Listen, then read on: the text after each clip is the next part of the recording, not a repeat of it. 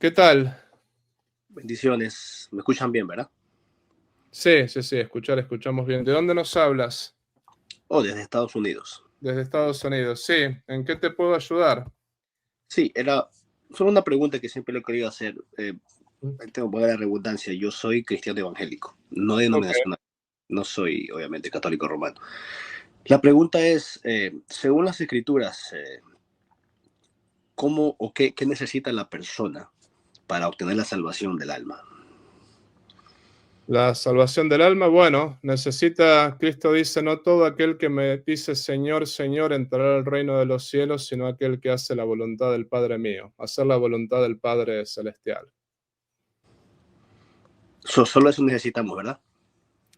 También la fe en Jesucristo, sí, sí, la fe y las obras, según el libro de Santiago, muéstrame tu fe sin obras, que yo con mis obras te demostraré mi fe. Ujú. Entonces, bueno, para no malinterpretarlo, dice que la salvación es la fe en Cristo, más obras, o las obras son el resultado de mi fe en Cristo. Más bien dicho, lo que dice Santiago es que, digamos, los demonios también creen y tiemblan, digamos, ¿no? Por decirlo así, ciertamente que quien tiene verdaderamente fe tiene obras, pero no podemos decir, por ejemplo, bueno, solamente creamos en Jesucristo y después soy un violador, soy un asesino, soy un, qué sé yo, tirador de bombas, ¿no? Se supone que también tengo que cumplir con los mandamientos divinos, porque si no cumplo con la voluntad del Padre, no me puedo salvar. Ese es el asunto, ¿no? Claro, porque, claro, sin santidad nadie verá a Dios, eso es obviamente lógico. Ujú, Entonces, en un caso, porque obviamente yo no soy católico romano, ¿no? Si yo, por ejemplo, rechazo la infalibilidad papal ujú. y también rechazo la Inmaculada Concepción de María, pero Sí. creo en Cristo y mi fe está en Cristo y bueno, oro y intercedo a Cristo y bueno, mi fe está en Él. Ujú. Yo igual me salvo. El tema está que no crees en la iglesia que Cristo fundó. Ese es el punto. Y entonces, desde ese punto de vista, no estás haciendo la voluntad del Padre, ¿no?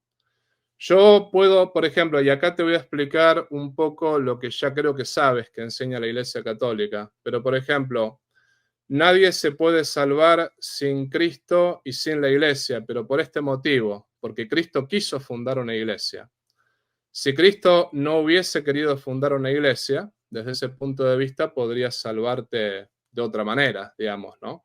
Pero yo lo pongo de esta manera. Supongamos que, qué sé yo pertenezco al país Argentina, ¿no? Y estoy en el país Argentina. Y yo digo, bueno, yo soy argentino, pero yo no cumplo con la Constitución.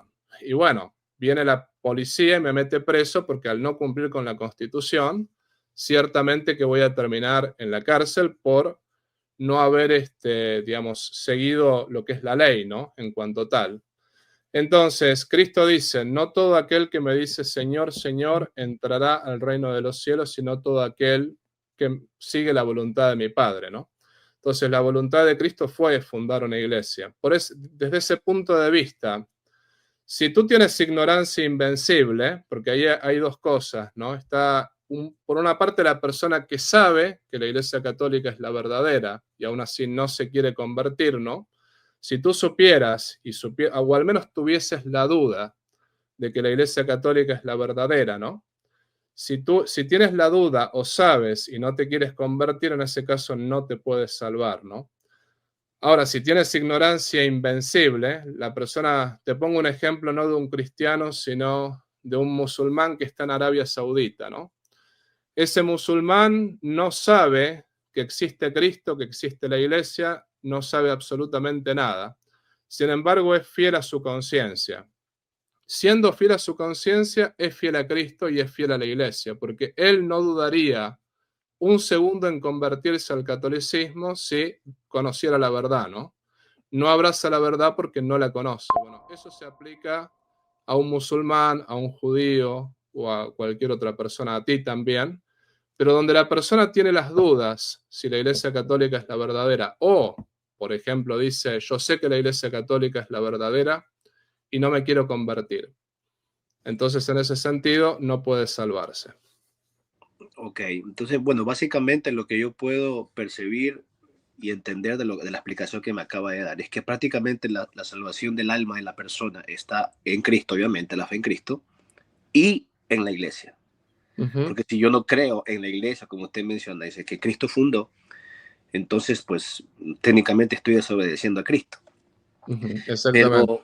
Pero, claro, de acuerdo a la Biblia, dice que no hay otro nombre dado a los hombres en el cual podamos ser salvos, que es Jesucristo. Entonces, si también mi salvación depende de pertenecer a una iglesia, pero digamos, si yo mañana digo, me voy a ser católico romano, pero no vivo una vida en santidad, no me sirvió de nada pertenecer a la iglesia, que obviamente usted cree que es la iglesia católica.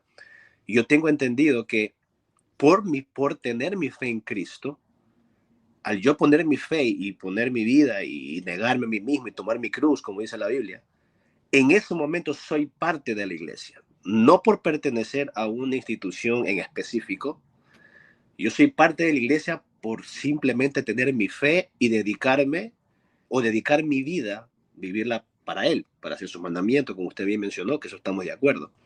Entonces, es el único problema que yo podría decirle que tengo, de que si tú perteneces a esta iglesia, entonces no eres parte de la iglesia. Entonces, hay que partir, sí, te voy a explicar una cosa que por ahí te puede ayudar, ¿no? Pedro, por ejemplo, el apóstol Pedro, Cristo le cambia el nombre, ¿no? Y eso lo hace en Juan 1:42, le pone el nombre Kefas, que es roca. Y justamente le pone el nombre Kefas, y ojo, antes que Cristo le pusiera ese nombre, no se había utilizado el nombre Pedro, como por ejemplo, como nombre común, ¿no? Sino que fue la primera vez que se utilizó ese nombre, Kefas, y es justamente por la misión que Pedro iba a cumplir en Mateo 16:18, ¿no? Que tú eres Pedro y sobre esta piedra edificaré mi iglesia, yo te daré las llaves del reino de los cielos, bla, bla, bla, bla. Bueno, acá hay una cosa que hay que entender, que en el año 55 el nombre Simón había desaparecido prácticamente. En Gálatas 2:19, San Pablo lo llama Kefas, ya a Simón directamente, ¿no? Y por ejemplo, Pedro es siempre mencionado primero entre los apóstoles, ¿no? Pedro en Mateo 10:2 es directamente mencionado como el primero, ahí directamente. Y él, por ejemplo, es testigo de la resurrección de la hija de Jairo, es testigo de la agonía de Cristo en el huerto, junto con Santiago y Juan, es testigo también de la transfiguración, ¿no? Y por otra parte, Cristo en Lucas 5:3 predica desde la barca de Pedro, por ejemplo, ¿no?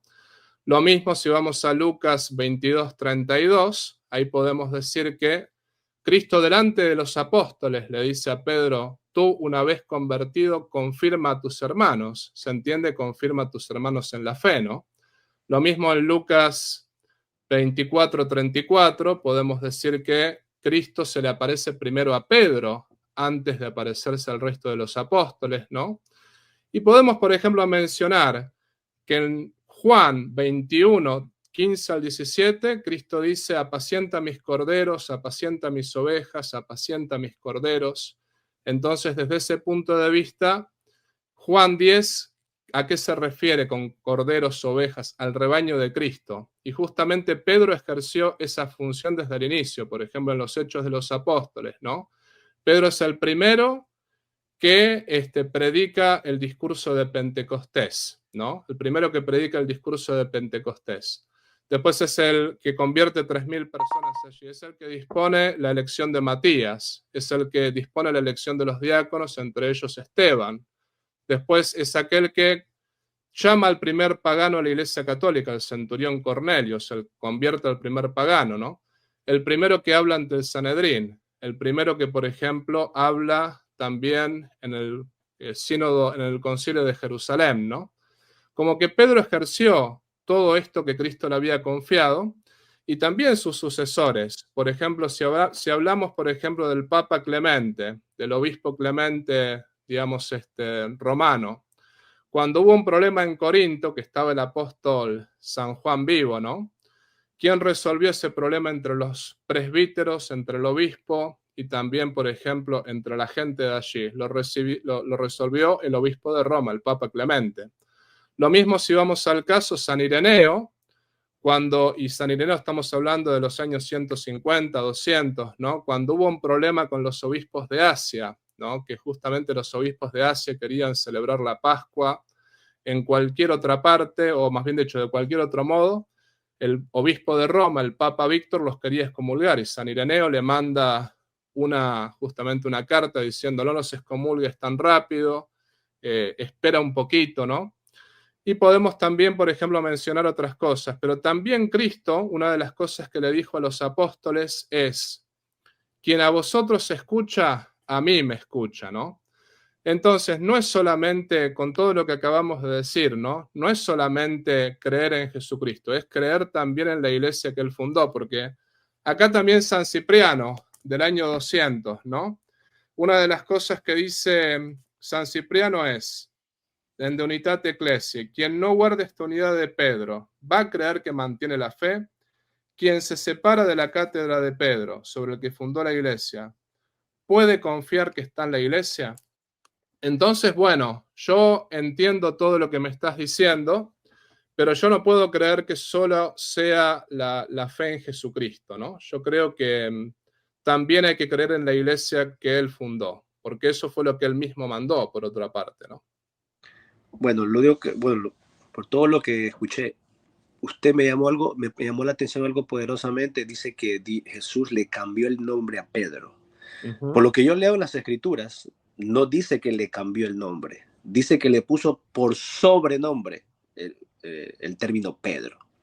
Cuando uno le cambia el nombre, podemos ver el ejemplo de Abraham. A él le cambió el nombre literal, a Jacob. A él le cambió el nombre, pero cuando se refiere a Pedro, fue que le puso por sobrenombre. En realidad no le cambió el nombre. Todas las cosas que usted me dijo, por lo menos los textos bíblicos los acepto todo porque es bíblico, pero según Efesios 2:20 debemos fundamentarnos sobre el fundamento de los apóstoles y profetas. Ya de ahí para allá, todos los que se llamen padres apostólicos o que vinieron después de los apóstoles, eso para mí viene a ser como secundario. Y no encuentro tampoco en la Biblia un texto bíblico que diga que tengo que mi fe en Cristo. Y obviamente cuando yo digo creer en Cristo, eso abarca y es mucho más amplio, no solamente creer y ya, claro, yo estoy de acuerdo. Por eso dice que en aquel día muchos le dirán Señor, Señor, pero él le dirá yo no te conozco. Cuando yo digo creer en Cristo, es sus mandamientos, creer todo lo que él nos enseñó. Pero no veo un texto bíblico que diga cree en Cristo y en su iglesia. No, al yo creer en Cristo, y solo estando en mi perspectiva, ¿no? Yo ya soy parte de la iglesia y no depende de yo pertenecer a una institución religiosa en específico, porque lo que me hace iglesia es mi vida, mi forma de tratar a los demás, mi forma de comportar, mi forma de hablar. Si yo de verdad honro a Dios con mis actitudes y mi vida entera, y creo que usted es uno que sabe que muchas personas, y lo digo con mucha vergüenza, católicos, evangélicos, que no se comportan de la manera más cristiana. Y yo personalmente tengo un canal que trato de demostrar que se puede tener un diálogo sin tentar de acuerdo, pero sin necesidad de decirnos sectarios, ni tú eres un idólatra. No, yo te puedo decir, yo creo que lo que tú practicas es idolatría, pero buscando sacarte del error, como también yo espero que la persona que habla conmigo también tenga esa actitud. Yo creo que el diálogo sería mucho más ameno y siempre orar que Dios nos revele la verdad, porque lo que sí tenemos en común es que los dos creemos en Jesucristo. Solamente hay otras cosas que obviamente, hablando con cualquier persona de cualquier otra denominación, pues vamos a tener desacuerdos, pero no hay necesidad del ataque, ¿no? Entonces, por eso le quiero hacer esa pregunta.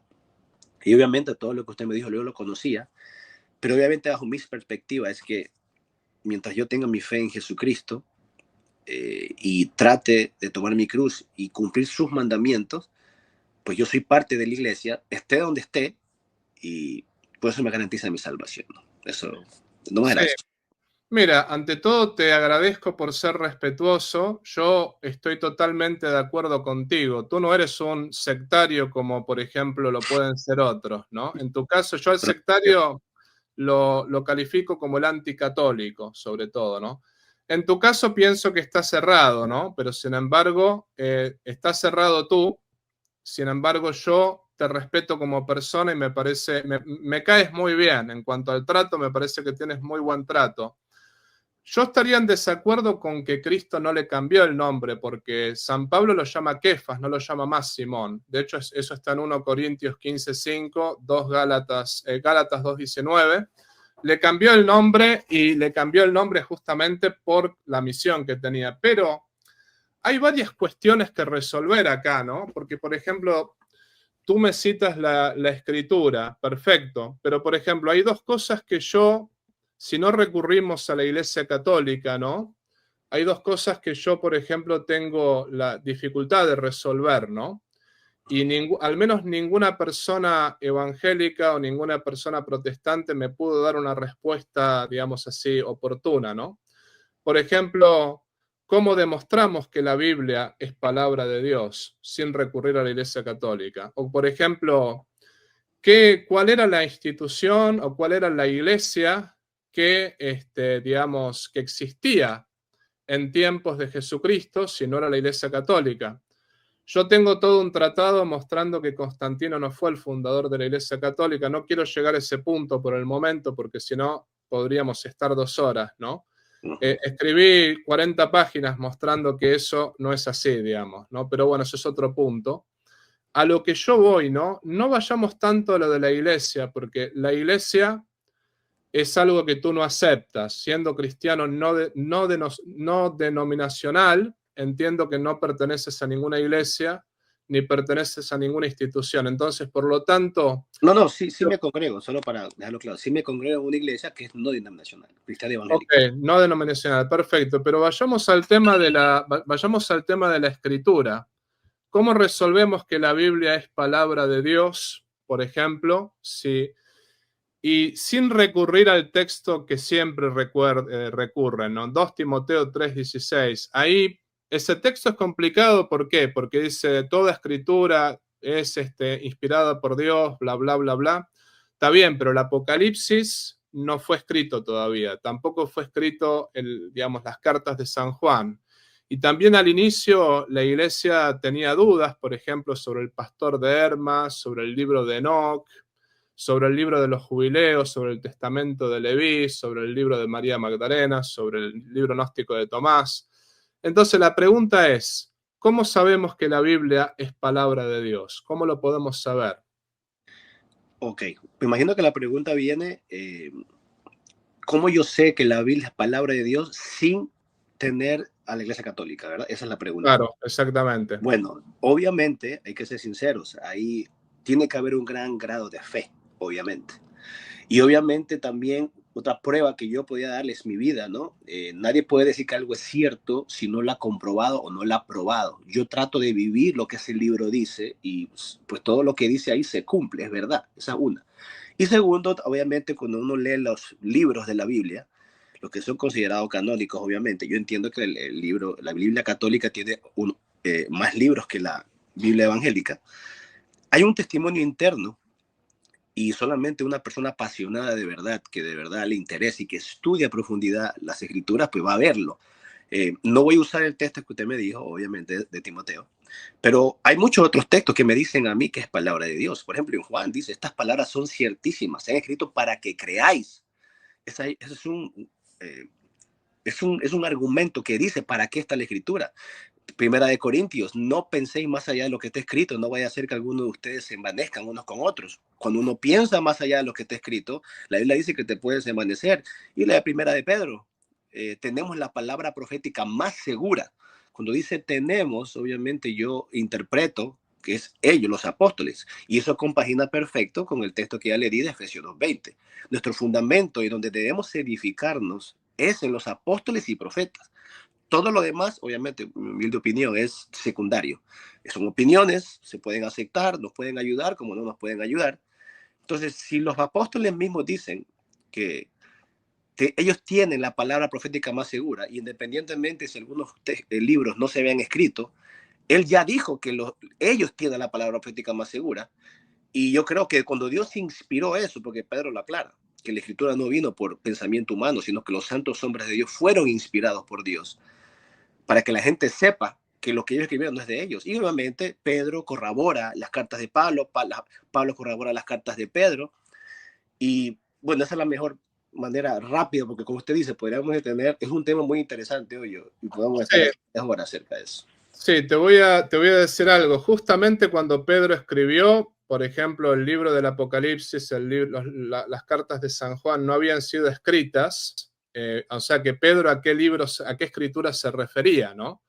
Y después está el punto que, por ejemplo, el mismo Juan en 21:25, Juan 21:25 dice, muchas cosas Cristo dijo e hizo que no están contenidas en este libro, ¿no? Lo mismo, por ejemplo, si vamos a 2 Timoteo 2:2, ¿no? Dice, lo que escuchasteis de nosotros, ¿no? Transmitidlo a otros hombres que sean capaces de enseñar, ¿no?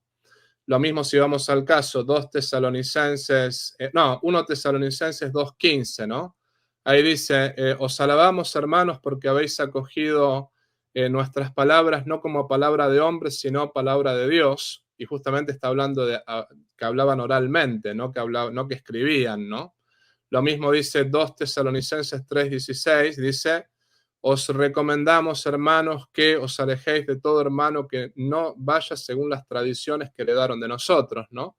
Algo parecido dice en 1 Corintios 11:1-2, ¿no? Por ejemplo, entonces, ante todo, la escritura no solamente habla de una palabra escrita, sino de una palabra oral, pero el punto es el siguiente, ¿no? Que realmente tampoco la escritura, todos esos textos que acabas de mencionar, tampoco delimitan, bueno, son 46 libros del Antiguo Testamento, son 27 libros del Nuevo Testamento, ¿no? Y por ejemplo, del año 30 al año 55 no había nada escrito, o sea, se dice que lo primero que se escribió fue el Evangelio de San Marcos, ¿no? Lo primero que se escribió. Bueno, en fin. Pero, por ejemplo, 25 años que no hubo nada escrito. Y los primeros 4 siglos, prácticamente había santos padres que usaban el pastor de Hermas, había otros que no lo usaban. San Jerónimo, San Agustín discutían que los hechos de los apóstoles fuesen realmente inspirados, ¿no? Es decir, uno ve que realmente no había una escritura fija, entonces no había algo determinado, ¿no? Entonces me dices, sí, bueno, tengo que tener fe en la escritura, pero los musulmanes también tienen fe en el Corán, digamos, si vamos al caso, ¿no? Después hay otros que tienen fe en el libro de Veda, hay otros que tienen fe en los libros sagrados de la India, ¿no? Hay otros que tienen fe en el libro del Mormón. Entonces, como que todo lo que acabas de decir tampoco responde la pregunta de cómo sabemos que la Biblia es palabra de Dios, ¿no? Si realmente no recurrimos, por ejemplo, al Sínodo de Roma en el 382, ¿no? Al Concilio de Cartago, al Concilio de Hipona, si no recurrimos a quien formó la Biblia por ese lado. Pero dicho todo esto, yo sé que realmente es difícil ponerse de acuerdo en estos puntos, ¿no? Yo lo que le dije a todos mis hermanos que no son sectarios, ¿no? A todos los hermanos evangélicos, lo que les dije es lo siguiente, si alguno me puede probar sin la Iglesia Católica que realmente la Biblia es palabra de Dios, bueno, perfecto, ahí puedo empezar a plantearme otras cosas, pero ninguno ha podido hasta ahora, ese es el asunto, ¿no? Pero yo te agradezco una cosa, amigo, una cosa que te la quiero agradecer y de corazón, ¿no? Fuiste muy, pero muy respetuoso. Y yo creo que eso es importante y estoy súper de acuerdo contigo. Si pudiésemos tener estos diálogos, ¿no? Estos diálogos así que uno dice, bueno, son diálogos respetuosos, son diálogos que realmente enriquecen, ¿no? Y no, por ejemplo, los insultos que a veces uno escucha de acá, uno escucha de allá, ¿no? Yo también promuevo la apologética sana, no promuevo la apologética agresiva, ¿no? Yo también. Así que te agradezco realmente por tu educación desde ese punto de vista. Me permite, ya para terminar, solamente añadir un punto y de ahí si quiere, porque imagino, no sé si tiene más gente, yo me imagino. Sí, sí. Como usted dice que no hubo alguien que le pudo responder la respuesta, que obviamente, pues obviamente no le complació o ¿cómo es, cómo es la palabra? No lo convencí de que, o no le probé que la Biblia es palabra de Dios sin necesidad de la Iglesia Católica. Bueno, estoy seguro que usted lo tiene que saber. Hubo un personaje en la historia, Marción de Sinope, estamos hablando aproximadamente del año 140 o 150, 140, 150 después de Cristo, que obviamente usted sabe la historia, hizo su propio corpus, prácticamente quitó todos los libros donde habla como el Dios castigador, el que manda hacer esto, y solo dejó los libros que hablan del amor, la misericordia, y decía que esa era la Biblia. Prácticamente esa fue la primera Biblia que se hizo. Pero la iglesia primitiva, que yo me imagino usted le llama, pues que la católica, yo le llamo iglesia primitiva, eh, ellos, como si no sabían que libros eran inspirados o no, ¿cómo es que les jalaron las orejas y lo pudieron corregir? Decir, Marción, no, eso que tú estás diciendo que es la Biblia o ese corpus que tú acabas de formar, eso no es así. Hay muchas cartas, porque eliminó cartas petrinas, cartas paulinas, muchas. Y obviamente muchas del Antiguo Testamento. Entonces, ¿cómo es que lo corrigieron si ellos no sabían cuál eran inspirados y cuál no? Es lo único para terminar. Lo corrigieron porque había sucesores de los apóstoles. Había un sucesor de Pedro y había sucesores de los apóstoles. De hecho, San Ignacio de Antioquía, es uno de los sucesores de los apóstoles que habla de la iglesia de Roma, que preside en la caridad a todas las demás iglesias. Pero además, había muchos santos padres, ¿no? Que, por ejemplo, que sostenían tanto el pastor de Hermas y lo citaban como algo inspirado, o por ejemplo el libro de Enoc, o por ejemplo el libro de los jubileos, ¿no? Pero realmente nosotros no decimos en la Iglesia Católica que fueron los santos padres los que decidieron sobre el canon, ¿no? Lo que nosotros decimos es que fue la Iglesia, justamente, que la Iglesia se sirvió de los santos padres, se sirvió de los sucesores de los apóstoles. Pero así, por ejemplo, como en el Concilio de Jerusalén, ¿no? Los apóstoles dijeron, hemos decidido el Espíritu Santo y nosotros, ¿no? Que no hay que circuncidar más a los cristianos, esto y lo otro. También, digamos, el Espíritu Santo inspiró a los sucesores de los apóstoles para poder, a los concilios, por ejemplo, firmados por Roma, para poder determinar cuál es el canon, ¿no? Entonces, lo de Marción, sí, Marción es un hereje y se podía determinar las herejías por quién era un legítimo sucesor de los apóstoles y quién no, por ejemplo. Así como se lo pudo condenar también a Arrio en el concilio de Nicea, por dar un ejemplo, ¿no? Pero te entiendo el punto, ¿no? Yo lo que te pido que pienses, ¿no? Es lo siguiente, que me parece que es importante. Ante todo, la iglesia primitiva. Sí, la iglesia primitiva, yo lo entiendo, pero es muy general la iglesia primitiva. Porque, qué sé yo, los ortodoxos y los católicos, sí, brotamos desde Jesucristo, ¿no? Eso está más o menos probado. Ahora, iglesia primitiva, ¿no? No estaban los bautistas, no estaban los luteranos, no estaban los metodistas, todo eso viene después de la Reforma, ¿no? Ni tampoco estaban los cristianos no denominacionales en ese momento. Entonces, yo lo que te diría es que lo pienses al menos desde ese punto de vista, ¿no? Cuando uno tiene que identificar cuál es la iglesia de los apóstoles, ¿no? Bueno, en fin, yo no encuentro todas las iglesias que fueron construidas después de la Reforma, desde ese punto de vista, ¿no? Claro, precisamente por eso yo soy no denominacional, porque en las escrituras yo solo veo cristiano, ¿no? Y eso es lo que yo prefiero o elijo llamarme. Y evangélico porque predico el evangelio. O sea, si predico el evangelio, pues soy evangélico, claro, solo eso. Sí, Bueno, te muchas gracias comprendo. por tu tiempo. ¿Cómo es tu nombre, amigo? Luis. Luis. Perdón, es el nombre de mi canal, sí, es Ah, Luis sí, sí. Díaz. Mira, te quiero dar las gracias, desde ya que esta es tu casa, acá eres siempre bienvenido. Si quieres también venir a hablar, por ejemplo, de temas comunes, a mí me encanta, por ejemplo, hablar a veces, por ejemplo, de cosas como el aborto, ¿no? De decir, bueno, a ver, condenemos el aborto, condenemos la ideología del género. Hay veces que es bueno sacar temas comunes, ¿no?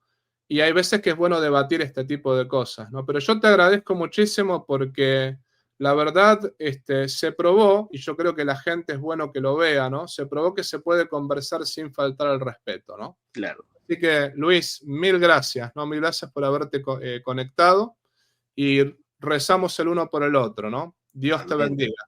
Oh, y acuérdate, yo también comparto algo. Yo no soy anticatólico, soy anticatolicismo. O sea, yo trato de atacar la doctrina, no a la persona, que eso es lo que muchos tienen que aprender. Y eso lo vi también de usted y también lo felicito.